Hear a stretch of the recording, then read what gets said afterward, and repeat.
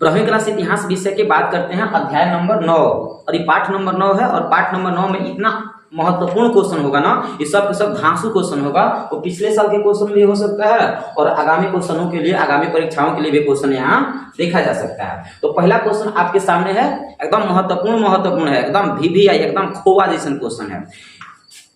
इस सब के सब एक बार देख लो और याद कर लो। इसके बाद से आप देखो तो 9वां पाठ से इससे बाहरी क्वेश्चन नहीं आ सकता है।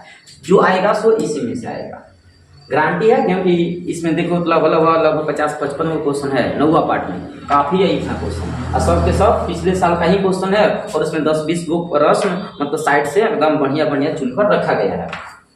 पहला क्वेश्चन आपके सामने है कि कथन और कारक वाला क्वेश्चन है। 2014 में क्वेश्चन आया हुआ है, 2014 में क्वेश्चन आया है कि कथन कहता फाहियान चीनी यात्री था। क्वेश्चन पूछेगा फाहियान कहाँ के निवासी था। तो सबसे पहले आपको बता देना होगा कि फाहियान एगो यात्री था जो यात्रा वृत्तांत लिखा करता था और ये चीन के रहने वाला था। कहाँ के? चीन के रहने वाला था। ये बात तो सही है, ये बात सही है। वह गुप्त काल के समय में आया था, बिल्कुल ये बात सही है। चंद्रगुप्त द्वितीय के समय काल में आया था। क्वेश्चन पूछेगा, यहाँ से 3-4 क्वेश्चन बन जाएगा। फाहियान क्या है? चीनी यात्री है। वो किस राजवंश में आया था? तो गुप्त काल के राजवंशों में आया था। और किस राजा के काल में आया था? तो चंद्रगुप्त द्वितीय के समय काल में भारत आया था। तो इसका मतलब पहला सही है, दूसरा सही है, और पहला दूसरा का क्या कर रहा है? व्याख्या कर रहा है। तो दोनों सही है। कथन एक का सही व्याख्या करता है। तो कहाँ गए? हाँ, ये है, ये ऑप्शन आपका सही हो जाएगा। दोनों कथन सही है ना? बिल्कुल सही है। और 2 नंबर ये जो कथनवा है, ये पहला का व्याख्या कर रहा है कि जो चीनी यात्री आया था ना, वो गुप्त काल में ही आया था, मतलब उसका व्याख्या कर दिया। आगे देखो 2 नंबर क्वेश्चन आपके सामने है, महत्वपूर्ण क्वेश्चन है कि कुतुब मीनार का निर्माण किसने कराया है? 2013 में और 2016 में क्वेश्चन आया हुआ है। तो आपको हम बता दें, कुतुब मीनार का निर्माण किसने किया था? तो कुतुबुद्दीन ऐबक। सही आंसर क्या हो जाएगा? सी। कुतुबुद्दीन ऐबक ने किया है, दिल्ली में पड़ता है, दिल्ली में, याद रखना। 1206 ईस्वी के बाद किया था। पुर्तगालियों ने गोवा पर अधिकार कब किया? देखो सबसे ज्यादा बार क्वेश्चन आया हुआ, सबसे ज्यादा बार, इसलिए एक क्वेश्चन आपके लिए वेरी इंपॉर्टेंट क्वेश्चन हो सकता है। 1510 ईस्वी में पुर्तगाली ने गोवा पर आक्रमण किया और 1561 में जाकर 1961 में जाकर गोवा को छोड़ा है पुर्तगाली कब गोवा पर अधिकार कर लिया? 1510 में। और पुर्तगाली गोवा को कब छोड़ा? देश के आजादी भइला के लगभग 14 साल बाद 1961 में छोड़ा। तो कब अधिकार किया? 1510 ईस्वी में अधिकार किया है। भारत में आने वाले प्रथम पुर्तगाली कौन था? तो भारत में आने वाले प्रथम पुर्तगाली का नाम था वास्को डी गामा, जो 1498 में आया था। 17 मई 1498 ईस्वी को आया था, वास्को डी गामा था। इब्न बतूता ने अपनी यात्रा विवरण किस भाषा में लिखा हुआ है? देखिए साहब, इब्न बतूता कौन था? इब्न बतूता मोरक्को को रहने वाला एक बहुत बड़ा का इतिहासकार हुआ करता था, यात्री भी था। और ये अपना यात्रा वृत्तांत रहल्ला में लिखा है, अरबी भाषा में। कौना भाषा में? अरबी भाषा में लिखा हुआ रहल्ला। और मोहम्मद बिन तुगलक के दरबार में आया हुआ करता था और मोहम्मद बिन तुगलक इनको काजी बनाया था। काजी मतलब न्यायाधीश। इंडिका के लेखक कौन है? 2014 में, 2018 में, 2019 में क्वेश्चन आया हुआ है। इंडिका के लेखक मेगास्थनीज है, जो पटना के बारे में और मगध साम्राज्य के बारे में लिखा गया है। इब्न बतूता किस देश का निवासी था? तो वही क्वेश्चन है, मोरक्को का निवासी था। पलासी का युद्ध कब हुआ था? तो 23 जून 1757 ईस्वी को हुआ था। 1757 ऑप्शन केवल दिया सन, इसका मतलब आप केवल सन बताओगे। 1757 में सिराजुद्दौला और रॉबर्ट क्लाइव के बीच में हुआ था। नवाब थे कौन? बंगाल के नवाब हुआ करते थे सिराजुद्दौला, और अंग्रेजों का गवर्नर हुआ करता था रॉबर्ट क्लाइव। इन दोनों के बीच में भिड़ंत हुआ था। भारत आने वाले प्रथम यूरोपियन कौन था? भारत में आने वाले प्रथम यूरोपीय कौन था? पुर्तगाली था, वास्को डी गामा। कौन था? पुर्तगाली। ह्वेनसांग किस देश का यात्री है? तो देखो ह्वेनसांग और फाहियान दोनों चीनी यात्री है। तो अगर आपसे पूछा जाए ह्वेनसांग कब भारत में आया था, तो याद रखना ह्वेनसांग हर्षवर्धन एगो राजा हुआ करता था, वर्धन वंश के राजा। इसके समय काल में कौन आया है? ह्वेनसांग। और एक था फाहियान। तो फाहियान यदि बात किया जाए तो फाहियान आया है चंद्रगुप्त द्वितीय के समय काल में। और दोनों के दोनों चीनी यात्री था, याद रखना। रूस में भारत विद्या का जनक किसे कहते हैं? तो GS लिपिदेव। रूस में भारत विद्या का जनक, रूस में भारत के विद्या फैलाने वाले जो परम पिता या जनक माने जाते हैं उनका नाम है जीएस लिपिदेव। लिपिदेव क्या बताओगे? जीएस लिपिदेव। ओके, आगे।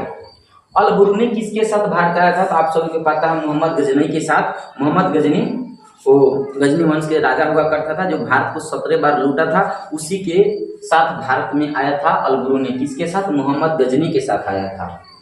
किस शासक ने अपनी राजधानी दिल्ली से दौलताबाद परिवर्तन किया था? तो मोहम्मद बिन तुगलक। मोहम्मद बिन तुगलक निर्णय लिया कि हम दिल्ली की राजधानी चेंज करके दक्षिण भारत में दौलताबाद रखेंगे। तो दौलताबाद कौन रखा था? मोहम्मद बिन तुगलक। हालांकि सक्सेसफुल नहीं हुआ। तहकीब ए हिंद किसका यात्रा वृत्तांत है? अल बुरुनी का। तहकीब ए हिंद, अल बुरुनी के पुस्तक नाम है तहकीब ए हिंद। ठीक है। कैप्टन हॉकिंस किस मुगल शासक के दरबार में आए थे? देखिए साहब, कैप्टन हॉकिंस की बात किया जाए तो कैप्टन हॉकिंस एक अंग्रेज अधिकारी थे। कौन थे? अंग्रेज था। ये अंग्रेज था कि जमीन मांगने के लिए जहांगीर के दरबार में आया था। जमीन मांगने के लिए ईस्ट इंडिया कंपनी का स्थापना करना था भारत में, तो ईस्ट इंडिया कंपनी का स्थापना करने के लिए जमीन मांगने आया था। तो उस समय बात किया था तुर्की भाषा में। बहुत ज्यादा जहांगीर फेमस हुआ, मतलब प्रसन्न हुआ, इसलिए कैप्टन हॉकिंस को इंग्लिश खान की उपाधि दे दिया। इंग्लिश खान। इंग्लिश खान की उपाधि किसे दिया गया? Captain Hawkins. कौन दिया है? जहांगीर। क्यों? क्योंकि तुर्की भाषा में बात किया था, ये बेहद प्रसन्न हुआ था, इसलिए दे दिया उपाधि। वास्को डी गामा भारत 17 मई 1498 ईस्वी में आया था। ये ऑप्शन सही हो जाएगा। किताब उर रहला, ये रहला पुस्तक जब भी आएगा तो आपके मन में एक बात एकदम क्लियर हो जानी चाहिए। रहला जब भी आएगा इब्न बतूता का पुस्तक रहेगा। Ibn Battuta. इब्न बतूता कितने वर्ष भारत में रहा? 10 वर्ष। इब्न बतूता भारत में 10 वर्ष रहा है और 10 वर्ष भ्रमण करने के बाद तब जाकर भारत के बारे में लिखा है रहला पुस्तक में। अरबी भाषा में लिखा है पुस्तक। अल बुरुनी का जन्म कहाँ हुआ था? ख्वारिज्म में। मध्य एशिया में हुआ था, ख्वारिज्म में। अल बुरुनी का जन्म कहाँ हुआ था? ख्वारिज्म में। मध्ययुगीन यात्रियों का सरताज किसे कहते हैं? तो मार्को पोलो। सरताज मतलब राजा होता है। मध्यकाल में यात्रा के राजा किसे कहते हैं? तो मार्को पोलो। और यात्रियों का राजकुमार किसे कहते हैं? तो ह्वेनसांग को बोलते हैं। किसको कहते हैं? ह्वेनसांग। दोनों बात याद रखो। यात्रियों का राजकुमार कहा जाए तो प्राचीन इतिहास, मध्य इतिहास, आधुनिक इतिहास सब मिलाकर यात्रियों का राजकुमार कहलाता है ह्वेनसांग। और मध्य में पूछा जाए, केवल मध्य में, मध्य युग में यात्रियों का सरताज या राजा कौन है या राजकुमार? तो बताओगे मार्को पोलो। दोनों बात याद रखो। इब्न बतूता किस शासक के शासन काल में भारत आया था? इब्न बतूता मोहम्मद बिन तुगलक के शासन काल में भारत आया था। लघु यहाँ से प्रश्न देखिए, यहाँ से 2 नंबर या 5 नंबर यहाँ से क्वेश्चन आया हुआ है। 9वां पार्ट से है। यदि आपको इन सभी प्रश्नों का उत्तर चाहिए तो आप कमेंट सेक्शन में लिख सकते हैं कि सर इन सभी प्रश्नों का उत्तर बता दिया जाए, तो हम बताने के प्रयास करेंगे। ठीक है, बता देंगे। यहाँ से देखिए, ये अभी तक जो भी आप देखें, अभी तक जो भी ऑब्जेक्टिव देखे हैं वो सब पिछले साल के क्वेश्चन था। अभी आगामी क्वेश्चन यहाँ से देखिए, आपका क्वेश्चन रहेगा कि दामन ई कोह क्या है? तो देखिए दामन ई कोह, ध्यान से सुनिए, दामन ई कोह क्या है? तो संथाल विद्रोह आपको पता होगा, संथाल विद्रोह हुआ था एक बार। संथाल विद्रोह से संबंधित घटना है। तो संथाल विद्रोह हुआ था 1855 में शुरू हुआ था और 1856 में खत्म हो गया था। इसका नेतृत्व करता सिन्धु और कान्हू थे और चांद भैरव इसको सपोर्टिंग करने वाले थे। तो उन्हीं के जो जमीन था ना, संथाल की जो जमीन हुआ करता था, भूभाग, उसी को दामिन ए कोह कहा जाता है। तो दामिन ए कोह क्या है? एक प्रकार के भूभाग है, जमीन के टुकड़ा है जो संथाल से संबंधित है। मुगल काल का व्युत्पन्न कहाँ से हुआ है? मतलब मुगल काल जो शब्द है ना, मुगल शब्द है, वो कहाँ से उत्पन्न हुआ है? तो मंगोल से हुआ। मंगोल क्या है?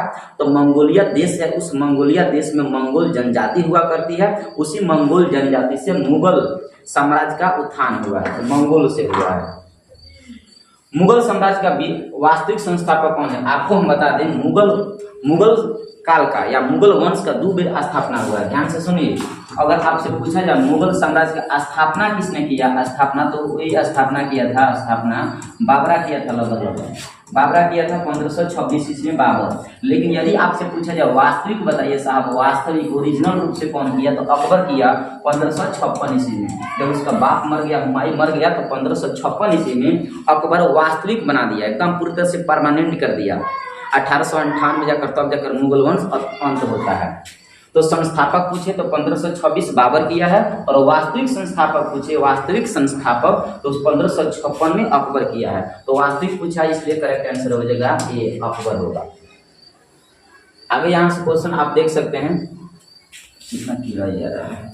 4 नंबर क्वेश्चन है कि मुगल सम्राटों में सामान्यतः महानतम सम्राट किसे माना जाता है? तो अकबर को सबसे महान सम्राट माना जाता है मुगल काल में। जलालुद्दीन, उनका पूरा नाम होता है जलालुद्दीन अकबर। औरंगजेब का देहांत कब हुआ था? आपको पता है औरंगजेब 1707 ईस्वी में दक्षिण भारत में भ्रमण कर रहे थे, औरंगाबाद एरिया में। उसी समय उनका देहांत हो गया 1717 ईस्वी में। 1707 या 1707 अगर बात बी ऑप्शन सही होगा। तो 6 नंबर क्वेश्चन है कि बहादुर शाह जफर को कौन उखाड़ फेंका? उखाड़ फेंकने का मतलब होता है बहादुर शाह जफर को कौन मार दिया, हत्या कर दिया, खत्म कर दिया, विनाश कर दिया?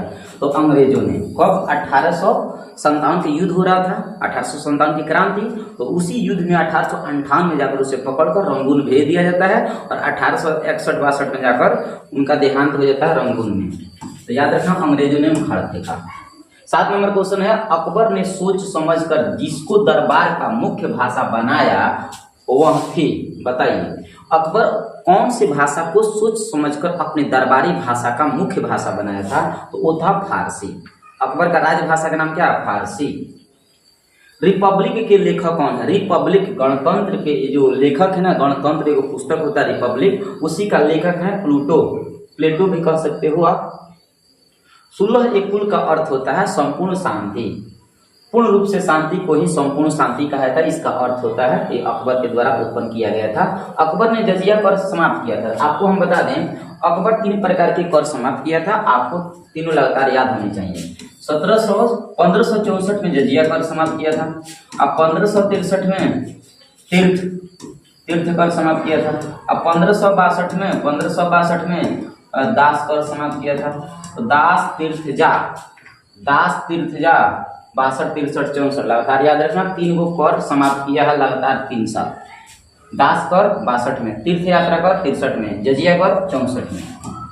आगे लिखा है 11 नंबर क्वेश्चन की खुर्रम किस मुगल सम्राट का नाम है? आपको हम बता दें कि खुर्रम बचपन का नाम है, शाहजहां के बचपन का नाम होता है खुर्रम। तो शाहजहां को खुर्रम भी कहा जाता है।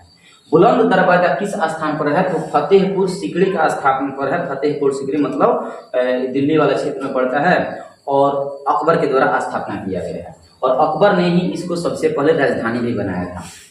हुमायूं का भाई कौन था? हुमायूं 4 भाई थे। हुमायूं कितने भाई थे? 4 भाई, मतलब बाबर के 4 गुड़े का।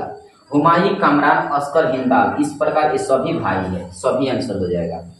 मुगल कालीन चित्रकला किसके काल में चरमोत्कर्ष पर पहुंचा? मतलब यह है कि मुगल काल के कौन से ऐसे राजा होगा जिसके समय काल में सबसे प्रचंड लेवल पर चित्रकला एकदम चरम पर पहुंचेगा? तो उसका आंसर होगा जहांगीर। चित्रकला शुरू हुआ था अकबर के समय काल में, और चरम पर एकदम ऊपर लेवल तक पहुंच गया, एकदम हाई लेवल पर पहुंचा जहांगीर के समय काल में। रजनामा का नाम से किस ग्रंथ का फारसी अनुवाद किया गया है? तो देखिए, महाभारत को फारसी भाषा में अकबर के द्वारा अनुवाद किया गया था, ताकि महाभारत को पढ़ सके, समझ सके, अकबर समझ सके महाभारत। इसलिए महाभारत को फारसी भाषा में अनुवाद किया गया था, जिसे रजनामा बोला गया। रजनामा क्या है? तो महाभारत को फारसी भाषा में तब्दील करने वाले, परिवर्तन करने वाले ग्रंथ को रजनामा कहा जाता है। यास्या राजकीय नियम होता है, किसने? चंगेज खान ने लागू किया था यास्सा। इसे राजकीय नियम कहा जाता है। चंगेज खान, चंगेज खान कौन है? तो वही मंगोल के सबसे खतरनाक राजा हुआ करता था चंगेज खान, और चंगेज खान के 14वां वंशज बाबर है। 14 नंबर के वंशज कौन है? बाबर है। हुमायूंनामा का अंग्रेजी अनुवाद किसने किया? तो हुमायूंनामा का अंग्रेजी अनुवाद हेनरी बेबरिज ने किया था। हुमायूंनामा कौन लिखा था? गुलबदन बेगम के द्वारा हुमायूंनामा लिखा गया है। और हुमायूंनामा को अंग्रेजी में कौन लिखा है? तो हेनरी बेबरिज। लाडली बेगम किसकी पुत्री थी? तो नूरजहां की पुत्री थी लाडली बेगम। दारा सिकोह और शाहजहां के पास आगरा में कौन रहती थी? तो जहां आरा रहती थी। दिल्ली में चांदनी चौक का निर्माण किसने किया था? तो शाहजहां के वंशज जहां आरा के द्वारा चांदनी चौक का निर्माण किया गया है। चांदनी चौक का निर्माण जहां आरा ने किया है शाहजहां के समय काल में।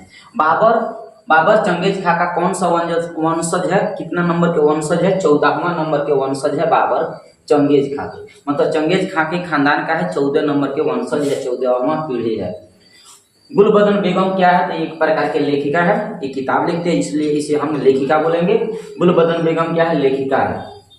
अकबर के समय राजकुमारों को अधिकतम कितने का मनसबदार दिया जाता है? मनसबदार का मतलब होता है कि कितना उससे मतलब मान सम्मान की भांति उसे लेवल उपाधि दिया जा सकता है। तो 12,000 तक उपाधि दिया जा सकता है। 12,000 मतलब पद दिया जा सकता है, 12,000। तुजु के जहांगीरी के द्वारा लिखा गया है। तुजु के जहांगीरी पुस्तक है जो जहांगीर के द्वारा लिखा गया है। आगे लिखा अकबर के वजीर कौन था? बैरम खां। वजीर का मतलब होता है अंगरक्षक, तो बैरम खां था वजीर। ओके, ये रहा आपका 9वां पाठ का ऑब्जेक्टिव क्वेश्चन, महत्वपूर्ण वाला। अब मिलते हैं अगले वीडियो में।